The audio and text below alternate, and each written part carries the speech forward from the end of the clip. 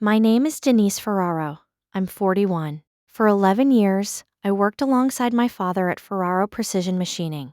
a small manufacturing business he had founded 30 years earlier, and that was, by the time I joined it full-time at 30, struggling with outdated equipment, a shrinking customer base, and the specific kind of slow operational decline that happens to small manufacturers who do not modernize quickly enough to compete with larger, more technologically current competitors. I left a stable engineering job at a Fortune 500 company to join the family business because my father, Anthony, asked me to, specifically in a conversation where he said he needed someone he trusted completely to help him save what he had spent his life building. And because I believed, correctly, as it turned out, that I had the specific combination of engineering knowledge and operational discipline the business needed to survive. 11 years later, the business that had been losing money and shedding customers when I arrived was profitable, modernized, and had expanded into precision aerospace component manufacturing, a higher margin, higher growth segment that I had personally identified, pursued, and built into nearly 60% of the company's current revenue. Work that required me to obtain specific certifications, build relationships with entirely new categories of customers, and oversee a complete retooling of the production floor that I financed, in part through a personal loan I took out against my own house when the business's existing credit lines were insufficient to cover the equipment costs. 3 months ago, my father, at 71, and dealing with health issues that had made it clear retirement was no longer optional, sold the business. Not to me. To my younger brother Vincent, who had worked at the company sporadically over the years in roles that never lasted more than 18 months before he moved on to something else, for $1.2 million, a figure that an independent valuation I commissioned afterward determined was approximately 40% below the business's actual fair market value, a discount my father characterized, to me, when I asked him directly why I had never been offered the same opportunity as a family arrangement that made sense given the circumstances. Before I tell you what those circumstances actually were, please take a moment to like and subscribe. Only if this story is landing somewhere real. Drop your location and local time in the comments. I read every single one. Now let me take you back to where this started. I need to tell you about Ferraro Precision Machining before the 11 years I am describing, because understanding what the business was when I arrived and understanding my father's specific relationship to it is essential to understanding why the eventual sale felt like such a profound betrayal of what I had actually built rather than simply an unfair business transaction in the abstract. My father founded the company in 1981 after 15 years as a machinist at a larger manufacturing firm in the Cleveland area, leaving that stable position to start his own shop with 3 employees and a vision to build a business producing precision machined components for industrial customers throughout the Midwest. He built that business across the following decades with the particular relentless dedication that defines a certain kind of small business founder, working 60 and 70-hour weeks for years, reinvesting almost everything the business earned back into equipment and capacity rather than taking significant personal income, and developing, over time, a reputation in his specific industrial niche for precision and reliability that allowed the company to compete successfully against larger competitors despite never growing beyond approximately 40 employees at its peak. I grew up watching this. I am the oldest of 3 children, with my brother Vincent 2 years younger and my sister Carla 4 years younger. And our childhood was shaped, in ways I did not fully appreciate until I was an adult, by the specific rhythms of a small manufacturing business. My father leaving before we woke up and returning after we had often already eaten dinner, weekend hours that increased whenever a customer had an urgent order, and the particular quality of pride my father took in the business that was visible even to children too young to fully understand what precision machining actually was. He talked about the company at dinner, when he was home, with the specific animated energy of someone describing something he genuinely loved, rather than simply a job he performed. I was always the child in our family who showed the most interest in how things actually worked, mechanically and technically, a tendency my father encouraged from an early age, teaching me to read blueprints when I was perhaps 10 years old, bringing me to the shop on weekends throughout my childhood and adolescence to watch the machinists work and, eventually, to learn basic operations myself under careful supervision. I pursued mechanical engineering in college, partly because of genuine interest, and partly, I believe now with the clarity of hindsight, because I understood even then that this was the field that would eventually let me contribute meaningfully to the business I had grown up admiring. Vincent showed no comparable interest in the business during our childhood or adolescence. This is not a criticism of him as a person, simply an accurate description of his actual inclinations during those years, which ran toward business in a more general, less technically specific sense, the kind of interest that eventually led him to pursue a business administration degree rather than anything engineering related, and that manifested throughout his 20s in a series of professional ventures, a brief stint in commercial real estate sales, a longer period working for a friend's marketing agency, an attempt at starting his own consulting business that lasted approximately 2 years before folding, that never quite produced the stable professional trajectory that my own engineering career, by contrast, developed relatively smoothly from the time I graduated college. Vincent did work at Ferrero Precision Machining periodically throughout these years, but in a pattern that I want to describe accurately because it matters significantly to understanding the eventual sale. He would join the business during periods when his other ventures had failed or stalled, typically in administrative or sales roles that did not require the specific technical knowledge that the company's core machining work demanded,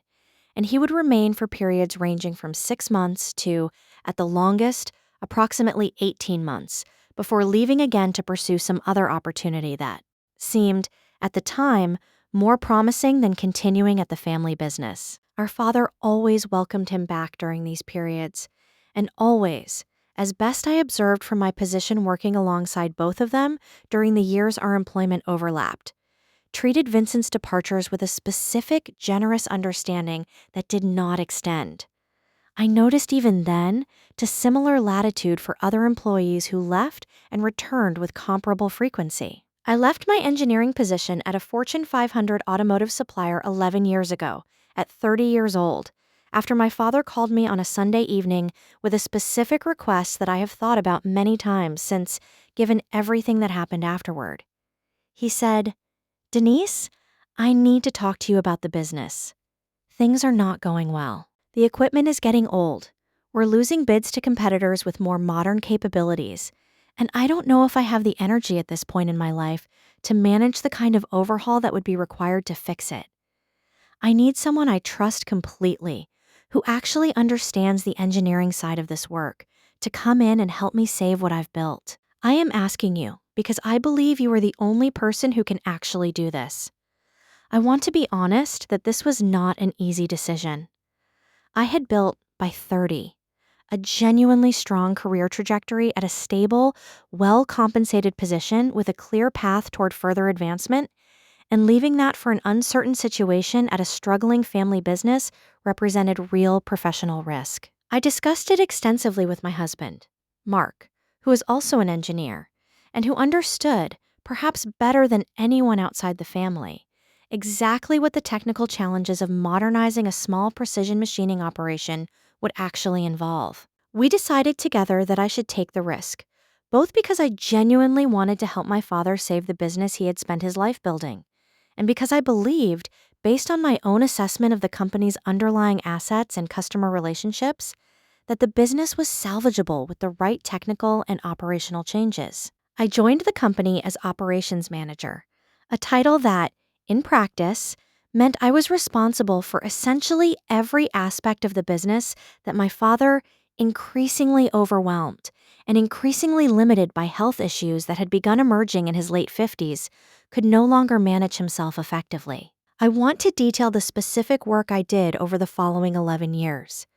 not to be exhaustive for its own sake, but because the specificity matters enormously to understanding the actual value I built and why the eventual sale, structured the way it was structured, represented such a profound undervaluation of what that work had produced. In my first 3 years, I oversaw a complete modernization of the production floor, replacing equipment that, in some cases, dated back to the company's founding in 1981, with current computer numerical control machinery that dramatically increased both the precision and the speed of the company's manufacturing capability. This modernization required approximately $800,000 in capital investment, which I secured through a combination of equipment financing, a modest increase in the company's existing credit line, and, critically, a personal loan of $120,000 that I took out against my own home when the business's existing credit capacity proved insufficient to cover the full cost of the most critical piece of equipment, a 5-axis machining center that represented the single largest capability gap between Ferraro Precision Machining and its more modern competitors. I want to be specific about this loan because it matters enormously to the eventual conflict. I structured it as a personal loan to the business, documented with a formal promissory note that my father signed, with an agreed repayment schedule that the business honored consistently over the following 6 years until the loan was fully repaid with interest. A detail I mention because it establishes that even my father, at the time, understood and formally documented that this was my personal financial risk taken on behalf of the business, not simply an undocumented family favor. In years 4 through 7, with the modernized equipment in place, I identified and pursued an entirely new market segment for the business: precision components for aerospace manufacturers,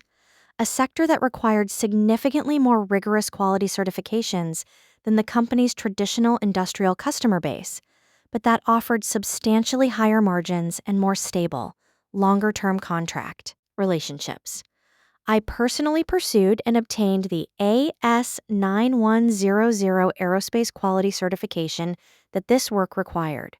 a process that took over a year of documentation, process redesign, and audit preparation that I managed myself largely alongside my existing operational responsibilities. I personally developed relationships with the first 3 aerospace customers the company secured, relationships built through industry conferences I attended at my own initiative, cold outreach I conducted personally, and a specific reputation for technical competence that I built, customer by customer, through the quality of work the company delivered once given the opportunity to bid on aerospace contracts. By year 8, aerospace component manufacturing had grown from 0 to approximately 35% of the company's total revenue. And by the time of the eventual sale, that figure had reached 58%, representing the single largest and most profitable segment of the business, built entirely through work I had personally driven, identified, and executed across nearly a decade. My father's role in the business, across these 11 years, evolved in a way that I want to describe accurately, because it matters to understanding the actual operational reality at the time of the sale, separate from the narrative that eventually emerged around it. He remained, throughout this period, the company's owner and, nominally, its president. And he continued to be deeply respected by the company's longtime employees and customers, many of whom had relationships with him personally that predated my own involvement by decades. But his actual day-to-day operational role diminished substantially across these 11 years, both because his health issues, a heart condition diagnosed in his early 60s that worsened gradually over the following decade, genuinely limited his capacity for the kind of demanding physical and mental work that running the business's daily operations required, and because, as the business's actual technical and operational complexity increased through the aerospace expansion and equipment modernization I had driven,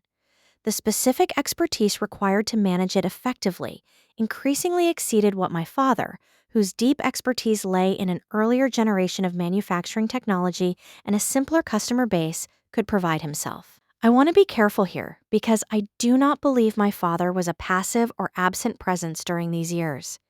He remained genuinely engaged, particularly in customer relationships that predated my involvement, and he provided real mentorship and institutional knowledge that benefited my own work substantially. But the honest, accurate description of the business's operational reality by the time of the sale was that I was functioning as its actual chief operating officer in all but title, making the substantial majority of significant operational, financial, and strategic decisions, while my father provided oversight, relationship continuity with longtime customers, and the kind of institutional gravitas that comes from being the company's founder, but increasingly less of the actual hands-on management that the business's day-to-day operation required. Vincent, during these same 11 years, worked at the company in 3 separate stints, each beginning when whatever external venture he had been pursuing had stalled, and each ending, typically, when he received what he perceived as a better opportunity elsewhere, or when, in at least one instance that I observed directly, a specific personality conflict with a longtime employee made his continued presence in a particular role untenable. His total cumulative time at the company across these 11 years, by my own calculation based on employment records I had access to in my operational role, was approximately 3 years and 4 months, spread across the 3 separate stints in roles that ranged from sales support to a brief period managing customer service that ended after 14 months when, by his own account at the time, he found the work unfulfilling. I want to be clear that I do not believe Vincent is fundamentally a bad person or an incompetent one. I believe he is someone whose professional path has simply never found the kind of sustained focus that building deep expertise in any single area requires. And I want to note, because it matters to understanding my own emotional reaction to what eventually happened, that I genuinely loved my brother throughout these years and did not, prior to the sale, experience our relationship as adversarial or competitive in any way that I was consciously aware of. My father's health declined more seriously, beginning approximately 18 months before the eventual sale. A series of cardiac events that, while not immediately life-threatening, made clear to his doctors and, eventually, to him, that continuing to hold even the reduced operational role he had maintained throughout the previous decade was no longer medically advisable. He began, around this time, having conversations with me about succession, conversations that I want to describe accurately, because they matter significantly to understanding why the eventual sale felt like such a profound reversal of what I had reasonably come to expect. In these conversations, which occurred periodically over approximately a year before the actual sale, my father spoke consistently and specifically about me as his intended successor. He said, on multiple occasions that I can recall with specificity, because they meant enough to me that I remember the actual circumstances in which they occurred. Versions of the statement, Denise, when I'm ready to step back fully, this business should be yours. You're the one who's actually built what it's become. He discussed, in general terms, what a transition might look like, suggesting at various points a gradual transfer of ownership over several years, or alternatively a sale to me at a price reflecting some discount from full market value in recognition of the years of work I had already contributed without full ownership compensation, the kind of family succession arrangement that is genuinely common in small family businesses, and that I had no specific reason to doubt was the actual plan, given how consistently and specifically my father discussed it. I did not press for a formal, legally binding succession agreement during this period, a decision that I have thought about with considerable regret in the months since the actual sale, and I want to be honest about why I did not press harder. I trusted my father completely, based on 30 years of relationship and 11 years of working alongside him in a capacity where he had demonstrated, through specific actions like formally documenting and repaying the personal loan I had extended to the business, that he took his obligations to me seriously, even when informal arrangements might have allowed him to avoid them. I believed, based on that trust, and based on the specific and repeated nature of his statements about my succession, that a formal agreement was simply a matter of timing, rather than a matter of genuine uncertainty about the eventual outcome. The actual sale process, when it occurred, happened with a speed and a lack of transparency that I did not understand until well after the fact. My father informed me, approximately 4 months before the sale closed, that he had decided the time had come to formally transition the business, and that he was working with an attorney to structure the transaction. I asked directly, whether this meant we would be discussing the terms of my eventual ownership. And he told me, in a conversation I remember with painful clarity, that he wanted to handle the legal structuring himself initially, and would bring me into the specific discussions once he had a clearer sense of what made sense, language that I interpreted, at the time, as simply describing his process. For working out a transaction, he still intended to be with me, but that I understand now, with the benefit of hindsight, was language carefully chosen to avoid revealing that the actual transaction being structured was with Vincent. I learned that the sale was being structured with Vincent rather than with me approximately 6 weeks before it closed, not from my father directly, but from the company's longtime bookkeeper, a woman named Sandra who had worked for Ferraro Precision Machining for over 20 years, and who mentioned, in what she clearly believed was an innocuous comment during a routine conversation about year-end financial preparations, that she had been asked to prepare specific financial documentation for Vincent's review as part of his acquisition due diligence. I want to describe the conversation I had with my father immediately after learning this, because I believe the specific content of what he said and what he did not say matters enormously to understanding the actual reasoning behind a decision that, on its face, made very little business sense given the operational reality of who had actually built the business's current value. I called him that same evening. I said, "Dad, Sandra mentioned she's preparing documentation for Vincent's acquisition review. Can you explain what's happening? Because I thought we had discussed that I would be the one taking over the business." There was a long silence before he responded, and when he did, his explanation, delivered with what I could tell was genuine discomfort, but also, frustratingly, with a specific lack of the directness that I believed our relationship had earned across 11 years of working together. He said, "Denise, I need you to understand, this isn't about you not deserving the business. You've done more for this company than anyone, including me, over the last decade. This is about something else, about fairness to all 3 of my children, and about Vincent specifically needing this in a way that you don't." I asked him to explain what he meant by that specifically, and the explanation he provided across that conversation and several subsequent ones amounted to the following reasoning,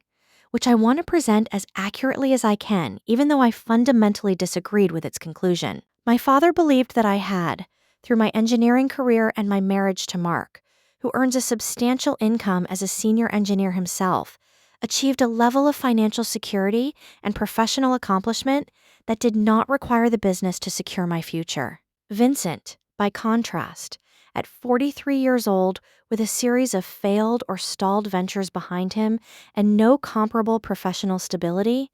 represented, in my father's reasoning, the child who genuinely needed the business as a foundation for the rest of his working life, in a way that I, with my own established career and financial stability, simply did not. I want to tell you what I said in response to this reasoning, because I believe it captures the core of why I found it so fundamentally unjust, separate from my own emotional hurt at being passed over. I said, "Dad, I understand the impulse behind wanting to help Vincent, and I'm not opposed to finding ways to support him. But what you're describing isn't a fair distribution of family resources. It's giving him, at a steep discount, an asset that I built. The aerospace division that represents 60% of this company's current revenue didn't exist when I started. The equipment that makes this company competitive, I personally financed and oversaw the installation of. If you want to help Vincent financially, there are many ways to do that without giving him below market value. The specific business I have spent 11 years building, in significant part using my own personal financial risk that I took on the company's behalf." My father's response to this, which I want to share because I think it reveals something important about how families sometimes justify decisions that prioritize one child's perceived need over another child's actual contribution, was, "Denise, you'll be fine regardless of what happens with the business. You always have been. I need to make sure Vincent will be fine too, and this is the only way I know how to do that." I commissioned an independent business valuation immediately after the sale closed, using a certified valuation firm with specific experience in precision manufacturing businesses. not to challenge the sale legally, since my father owned the business outright and had the legal right to sell it to whomever he chose at whatever price he chose, but because I needed, for my own understanding, an objective assessment of exactly how significant the discount had actually been. The valuation, completed using standard methodologies for businesses in this specific industry, assessed Ferraro Precision Machining's fair market value,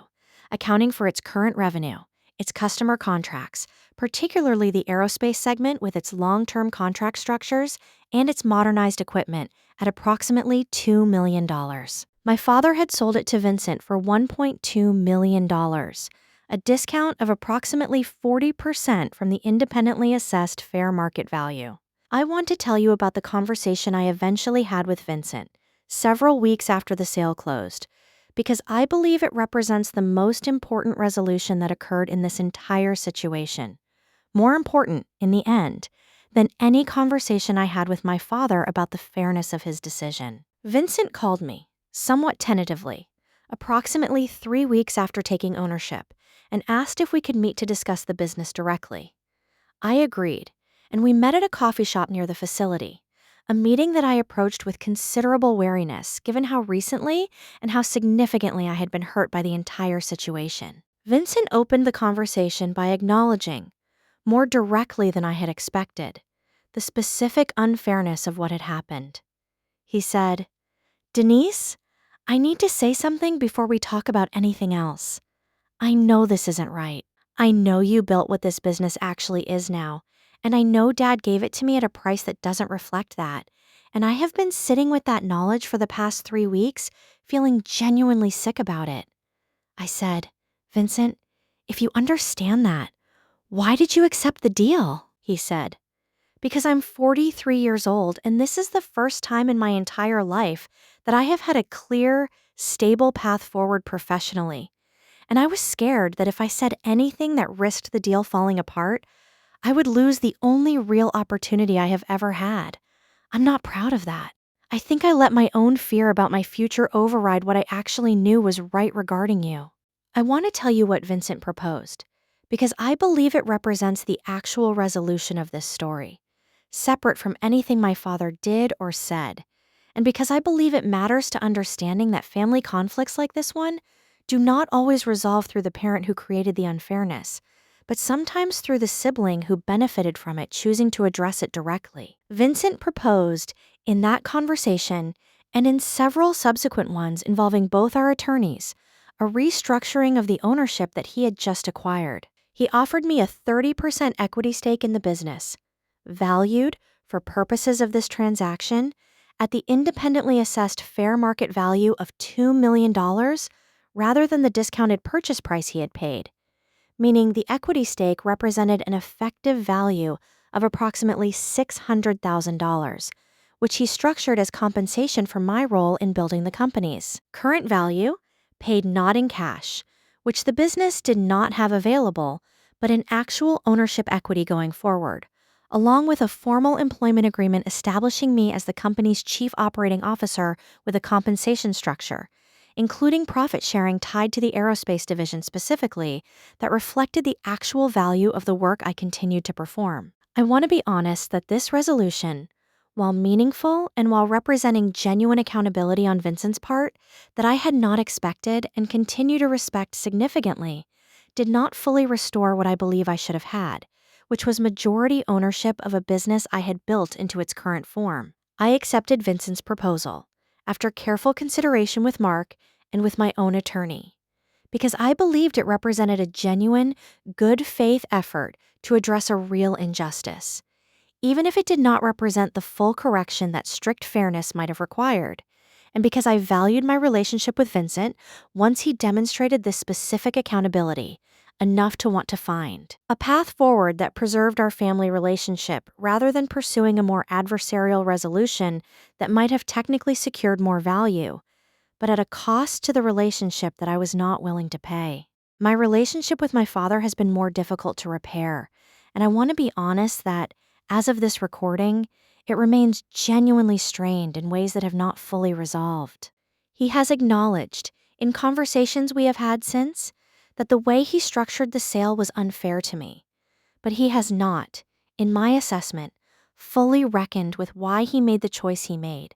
continuing to frame it primarily as an act of necessary support for Vincent, rather than as a failure to honor 11 years of my own contribution and 11 years of specific, repeated statements about my intended succession that turned out not to reflect his actual eventual decision. I want to talk to you directly now, wherever you are, whatever time it is. I spent 11 years building a business into something genuinely valuable, taking on personal financial risk, developing expertise and relationships and capabilities that did not exist before my involvement, based substantially on a trust that my father's repeated. Specific statements about my eventual succession were accurate representations of his actual intentions. When the moment came to formalize those intentions, he chose differently, based on a reasoning that prioritized a perception of need over an accounting of actual contribution. And the gap between what he had told me to expect and what he actually did represents, I believe, exactly the kind of family financial injustice that this channel exists to examine. If you are contributing significant value to a family business based on informal assurances about your eventual ownership or compensation, please understand that informal assurances, however sincere they may seem in the moment they are given, do not bind anyone to anything, and please pursue, while the relationship allows it, the kind of formal documentation that would have protected me from learning, 6 weeks before a sale closed, that 11 years of trust had been placed somewhere it could not actually hold. My brother Vincent, to his genuine credit, found a way to partially correct an injustice that my father created and that Vincent himself initially accepted out of his own fear and need. That correction came not from the parent whose decision caused the harm, but from the sibling who benefited from it, choosing, once he had time to sit with what he had done, to address it directly. I am grateful for that correction, even as I continue to process what it means that it was necessary at all. That is today's story on the Family Ledger. Leave a comment wherever you are watching from. Tell me what time it is and whether you have ever built something valuable based on a promise that, when the moment came, was not honored the way you expected. I read every single one. Subscribe for the next story every week. Check the description for another one I think you will connect with. Thank you for being here.